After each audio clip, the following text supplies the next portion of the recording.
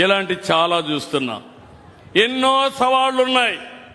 అన్ని సవాళ్ళని సంక్షోభాల్ని తట్టుకుంటూ వస్తున్నా. అన్నింటికంటే మించి మనం గాని ఇంటే కళ్ళార్పకుండా అబద్ధాలు చెప్తానే ఉంటారు, మోసాలు చేస్తానే ఉంటాడు. యామారితే ఏం చేస్తాడో నాకే తెలియదు. అలాంటి నేరాలు చేస్తాడు, ఘోరాలు చేస్తాడు. ఒక పక్క ఘోరాలు నేరాలు జరగకుండా కాపాడుకోవాలి, మీకు న్యాయం చేయాలి, ఇంకో పక్క అభివృద్ధి చేయాలి. ఇది నాకెప్పుడు కూడా నేను రాజకీయ నాయకులతో పోరాడాను కానీ నేరస్తులు ఉండే రాజకీయ నాయకులతో నేను ఎప్పుడూ పోరాడలేదు. ఈ విషయం మీరు గుర్తుపెట్టుకోవాలి. అందుకే మీరందరూ గుర్తుపెట్టుకోవాల్సిన అవసరం ఉంది. మనది పాజిటివ్ గవర్నెన్స్, వారిది క్రిమినల్ పాలిటిక్స్. ప్రజలు కూడా అప్రమత్తంగా ఉండాలి.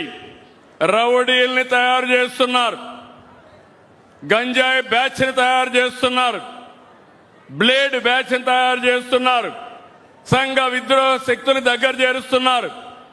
ఇదే జరిగితే ఏ ఆడబిడ్డకు రక్షణ ఉండదు, మీ ఆస్తులకు రక్షణ ఉండదు.